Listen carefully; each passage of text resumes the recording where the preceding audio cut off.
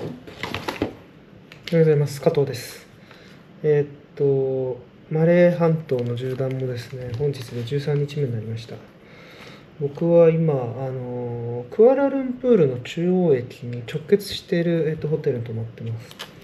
で、これからですね、世界遺産で有名なマラッカに行くために電車に乗っていくんですけど、その前にちょっとお腹減ったから、バーガーキングがですね、クアラルンプール中央駅にあるんで、ちょっと入ってみました。面白いですね。チリ。チリが入ってるんですね。ちょっとこれがマレーシアっぽいですね。オッパーの、チーズオッパーを、チーズオッパーとか、ワッパーですね。日本語で言うとこの、ワッパーを頼んだんですけど、美味しそう。やっぱこれはあんま変わりはないですね。いただきます。うん。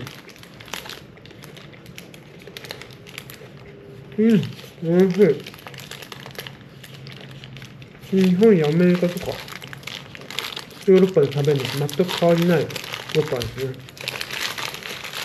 ね。頼んだら600円ぐらいしましたね。16.5リンギだったかな。美味しい。600円ぐらいですね。で、今ちょっとネットで調べてみたら、日本でもワッパーのチーズを単品で頼むと690円なんで、ほとんど変わんないですね。まあでもほとんど変わんない値段だし、味もほぼ変わらないし、入ってるものも全然変わんない気がするんで、たまにこういうの食べたくなった時いいですね。日本ではそんな食べないんですけどね、海外に行くとなんかたまに食べたくなるんですよね、バーガーキングって。というわけでですね、マレー半島縦断の旅は、今日が14日目になりました。ラオスのビエンチャンから出発してですね、バンコク行ったり、ホアヒに寄って、で、マレーシアに入って、ペナンに行って、その前にタイの一番南のハジャイに泊まって、ペナンに行って、クアラルンプールに行って、2週間経ちましたね。で、これから、マラッカに行きます。で、その後数日かけて、ジョホールバル。これはマレーシア側のシンガポールに面した都市ですけども、ジョホールバルに行って、そこからシンガポールに行って、という感じで、マレー半島を、縦断するという形になりますね。というわけで、行ってまいります。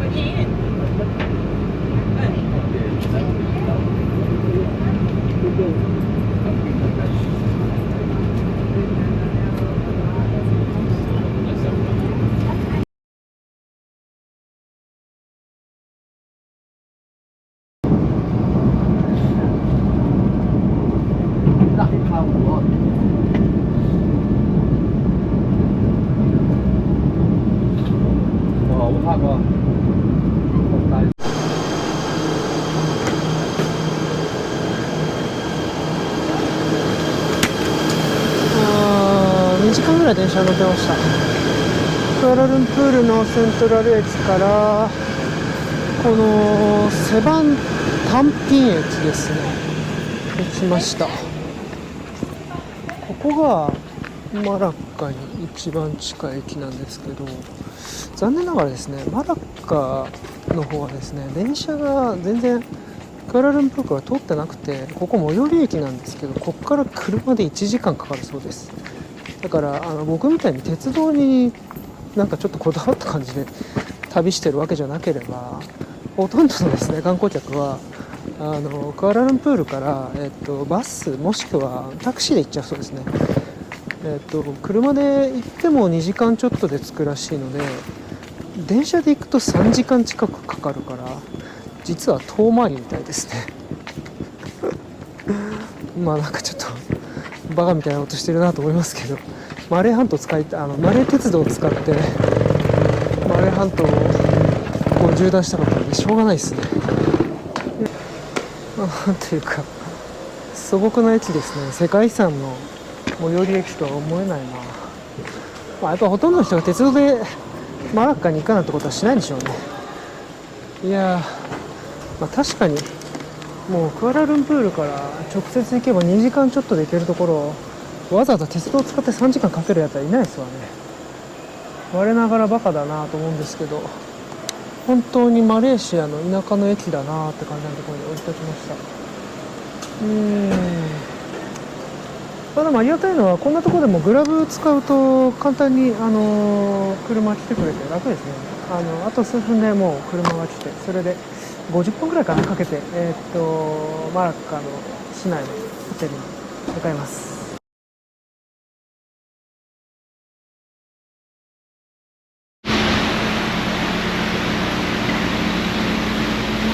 1時間かかっちゃいましたね。結局コートヤードマリオット着きました。結構でっかいコートヤードですね。これだな。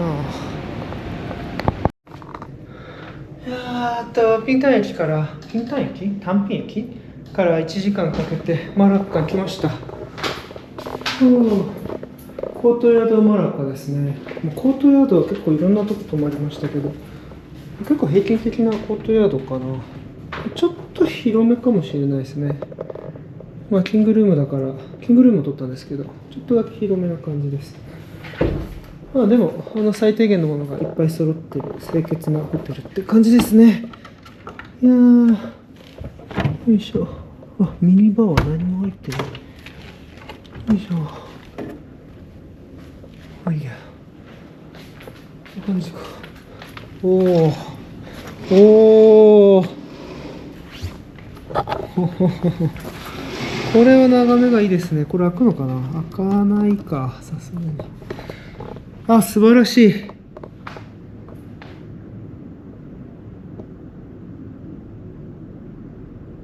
素晴らしいですね。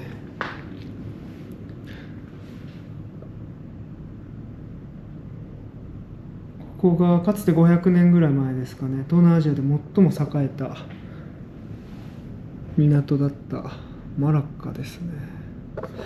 なんか今マラッカって英語だとマラッカですけど、最終的にイギリスに統治されてたから僕たちはマラッカで知ってると思うんですけど、こっちの人たちみんなムラカって言いますね。なんかマレー語ではマラッカじゃなくてムラカだそうです。それはいいとして、マラッカもしくはムラカ来ましたね。このコートヤードはちょっと徒歩で言うと多分さっきちょっと下でホテルの人に聞いたんですけど、市内の中心地から15分か20分ほど歩くとかかるぐらいちょっと離れています。あっちの方が中心地のはずですね。ちょっと荷物を置いて早速行ってみたいと思います。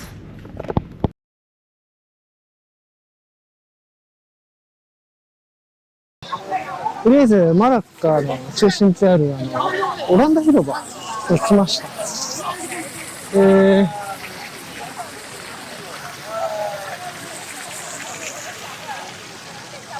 やっぱ人が多いですね。観光地だから当然ですけれども。すごいな。このオランダ広場が、街の中心らしいんですけど、マラッカ自体は街自体がもう世界遺産に選ばれてますから、その世界遺産の歴史地区のなんか一番真ん中みたいな、そんな感じですね。すごい。なんか教会とか、これは何だろうな。昔のなんか総督府かなんかですかね。そういったものがありますね。マラッカはもともと1402年にマラッカ王国っていうのがあったんですけど、大体百数十年ごとに支配者が変わってるんですよね。マラッカ王国からポルトガルの支配下になって、で、その後またオランダの支配下になって、で、イギリスの支配下になって、で、第二次大戦の時は一時日本が軍政下に置いて、で、その後もう一回イギリスの支配下になって、で、マレーシアとして独立するっていう、そういう感じなんですけど、その影響もあってか、いろんな文化がミックスされていて、非常に面白いはずです。てかさっきもなんかちょっと街歩いててもなんかプラナカン様式の建物があったり、ヨーロッパ調の建物があったり、で中国風の建物もあったりで、やっぱなんかすごいミックスされて面白いですね。おー。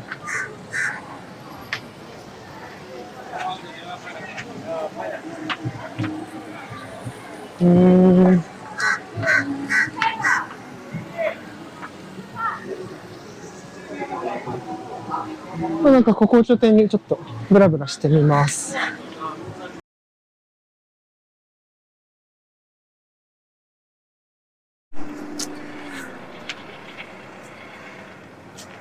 すごいですね。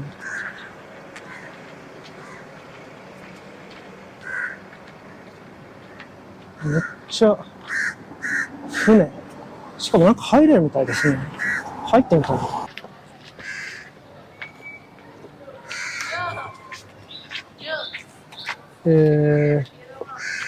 15リンギットでしたね。ちょっと中に入ってみます。ちょっと入ってみます。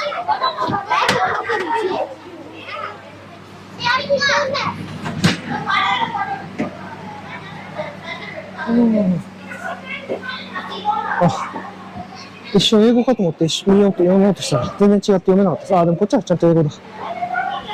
16世紀か17世紀ぐらいの船を模したものだそうですね。110フィート長さがあって22フィート横幅がある。で、メートルだとどんぐらいあるんだろう。でもこれはポルトガル船ですね。だから16世紀とかに17世紀ポルトガルがここを支配していた時のポルトガル船を模したものってことでしょう。実物大みたいですね。なるほど、面白いな。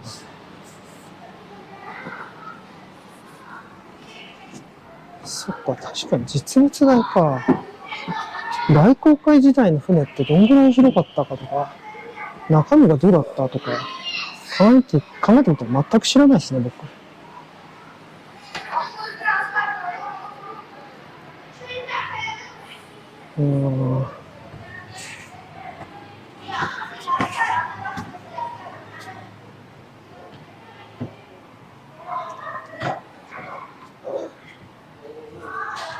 ああいう大型の船もあったんでしょうけど、今僕が入ってるのはこんぐらいの船を模したんでしょうね。マラッカ王国が滅亡するタイミングってなんかすごい、華僑が一つの、きっかけだったそうでして、マラッカとそのポルトガルとかが戦うときに、マラッカの方が戦力的にはものすごい強い。それはそうですよね。本国なんだから、本国に戦力がいっぱいあったんですけど、最終的にそのマラッカ王国内の華僑が、ポルトガル側についちゃったから、それでマラッカは亡くなっちゃったというか、滅亡したっていう話があるそうです。だからインドネシアとかでも華僑の大虐殺とかがバタビアの時代に起きたりしてますけど、やっぱり、ここら辺は華僑がものすごく、影響力を持ってたでしょうね。明が私貿易っていう私の貿易を禁止して、海外に出てる人たちが一気に帰れなくなっちゃったって時代があって、それでこっちの方にみんな分散して住んだりしてたはずです。これが船長室か。こ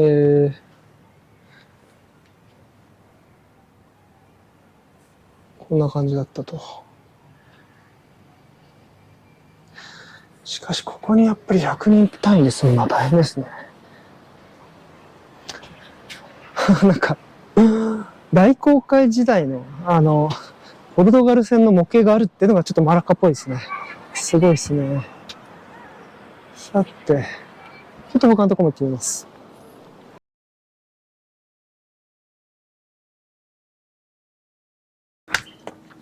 これ墓ですね。これもポルトガル時代の墓なのかな。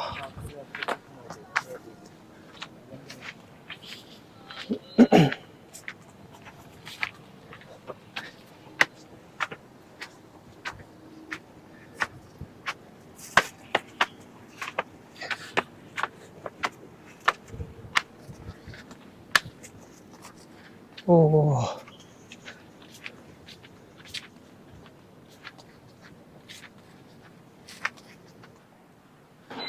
1600年代のことが書いてありますね。僕は全く読めないですけど、1660とか。これきっと天井もあったんでしょうね。だけど全部多分なくなっちゃったんでしょう。だいたい古い遺跡ってそうなっちゃいますよね。1915年のもある。なんだろうな、やっぱりポルトガルとかの遺跡ってなんか趣がありますよね。古いからかな。マカオとかも好きなんですよね、僕は。すごいかっこいいなと思います、ポルトガル。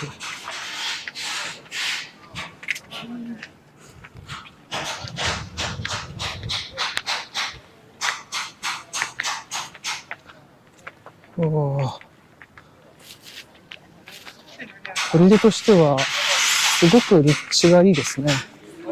海が一望できる。やっぱ砦ってのは小高い丘の上に作るべきなんですね。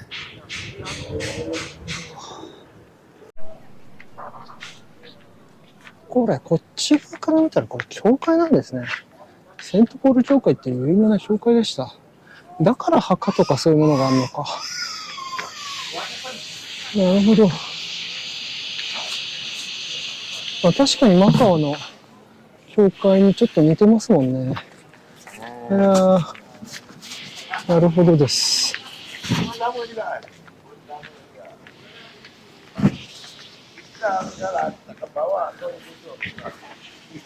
ぱりオランダとかイギリスもこういうのは壊さないで再利用する方針でなんか使ってたんですかね。さっき見た墓ですけど、ここにちゃんと注意書きありました。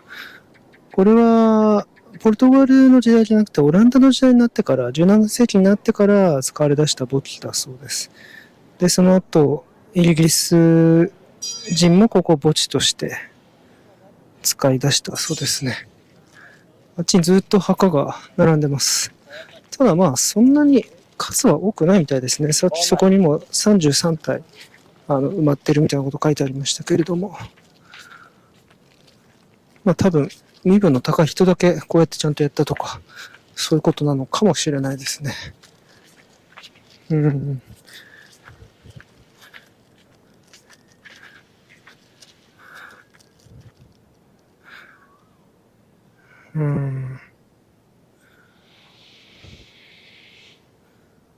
るほど。ちゃんと書いてあったりもするんですね、こうやって。イギリスとか、オランダからここまでやってきて、ここで死ぬっていうのはどんな気持ちなんでしょうね。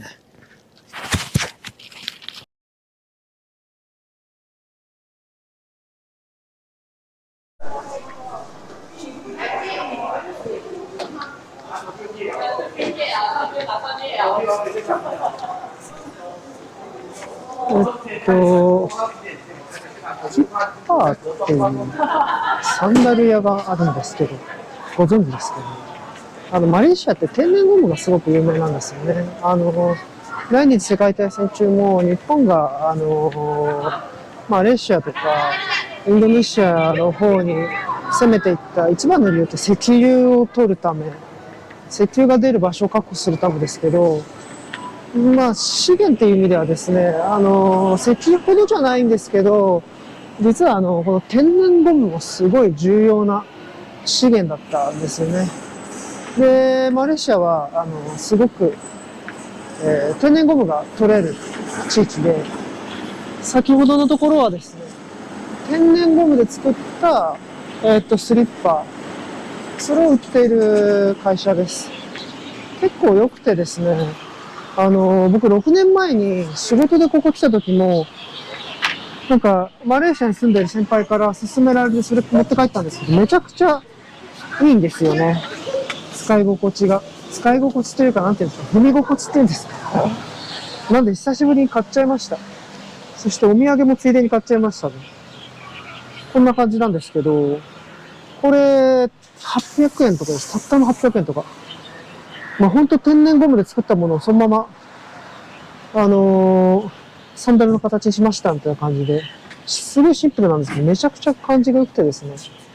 なんかマレーシアでお土産に困ったら僕はこのフィッパーのサンダルってすごいおすすめです。はい。というわけで、なんかショッピングモールがあったんで、ちょっと中入ってだらだら歩いてみたんですけども、もうこれで、マレーシアというか、14日目の夜ですかね。が終わりにします。今日はクアラルンプールからマラッカまでやってまいりました。明日はマラッカですね。1日観光して、それからジョホールバルに向かおうと思います。はい。というわけで、どうもすいません。ありがとうございました。失礼します。